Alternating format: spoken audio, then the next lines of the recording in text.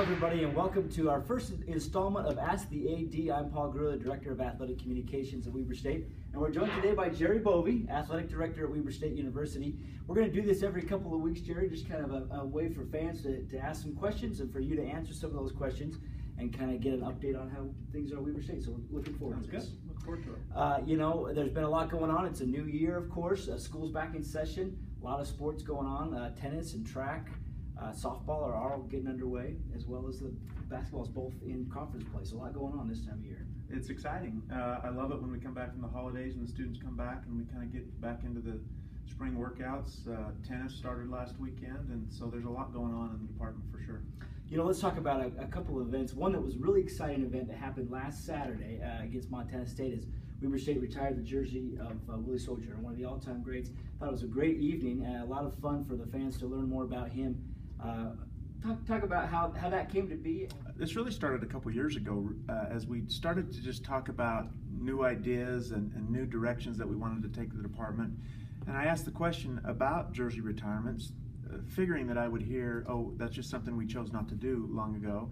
And the more people we asked, we just didn't get the questions. I asked former athletic directors, I asked administration, and it was just something we'd never really pursued. So we began to pursue it, and it was a process. We went to the President's Council and talked about how we would set it up and what the procedure would be. Anytime that you do something like this, you got to make sure that you're tight on your framework and your policies around how you'll make those decisions so that there's a sense of process. And we did all that. We looked at other universities and how they do it. And finally had everything in place, took it to faculty senate, took it to our athletics board, kind of vetted all that out, and then we went forward. Jamie Martin was our first in football this fall, and it was clear at the outset that Willie was going to be our first in basketball, and very appropriate to do that. So we're excited about it. It was a great night. I can tell you the family was so excited to come back to campus and feel part of it, and it was really a big night for everyone. So Willie certainly was the first for men's basketball. It certainly won't be the last, though. I'm sure more to come. There are others to come, and that's what kind of makes it fun for the fans. You know, I see a little bit on social media. It's funny. You do something like this, and some folks will say, well, it's about time. And, you know, that's all part of it. I love that we've got that kind of feedback, and people get to talk about it and talk about his stats. That's what I love seeing the most. But there will be others. For sure, we've got a few in mind, and you know, this is going to be a pretty high standard. We do have a Hall of Fame, and that's a broader scale of those that are worthy of that honor.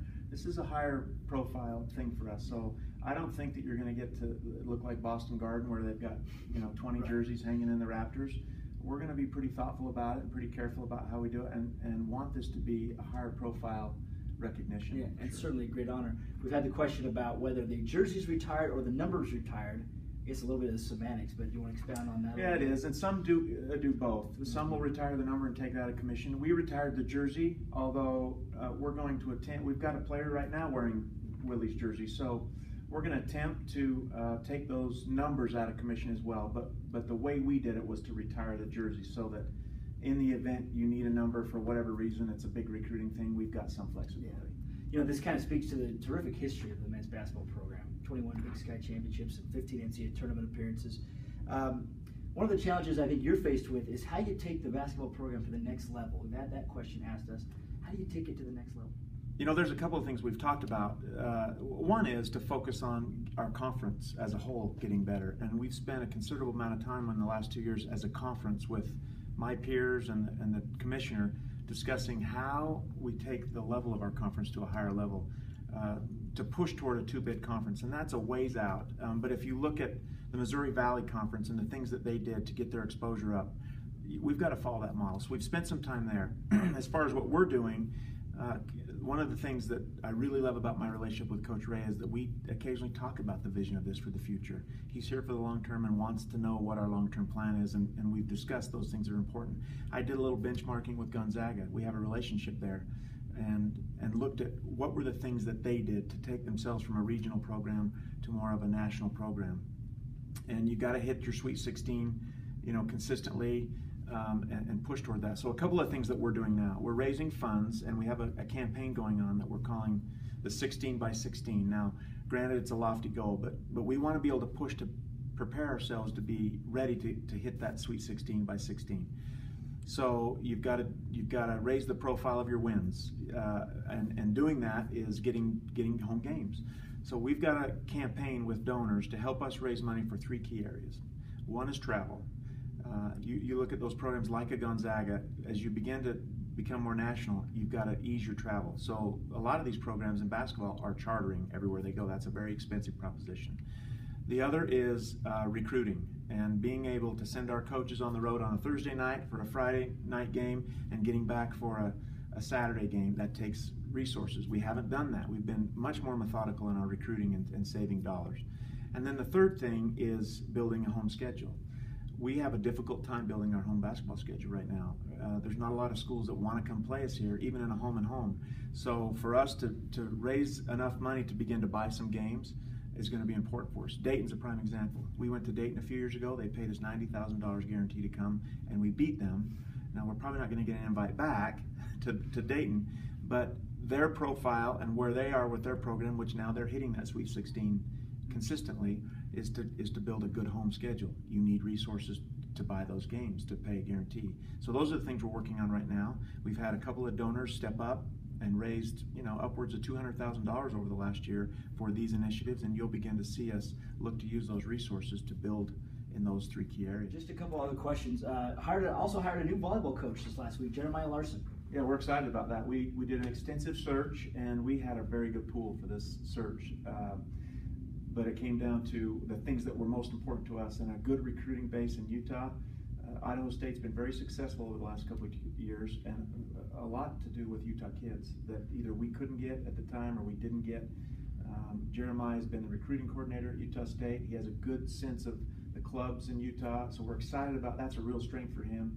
He's a little younger, got a lot of energy, got a vision for success, and he's already here and hit the ground running, so we're excited to have him on board. Yeah, that'll be exciting volleyball, of course, this fall. Also, this fall, football begins. Jay Hill on board with the Wildcats. The signing day is coming up in February, and then the season starts in September with Oregon State and North Dakota State, 4-time national championships. Another exciting year coming up. It's going to be a tough schedule. It'll be interesting to go to Oregon State and allow him to face off with one of his peers in the industry that he's really close to, with Gary Anderson. And then a return trip over and having that experience at North Dakota State is going to be tough. But we've had a lot of public sentiment and interest lately with all that was going on at Utah, and with Jay, committing to be here and getting out of the mixer. That was really big for us. In fact, not an hour after that announcement and all the radio that he did that day, our top commit called and committed to us. So I think, and we've had donors come forth and say, we're really committed to you. We're really excited to have Jay here. So there's a lot of excitement right now.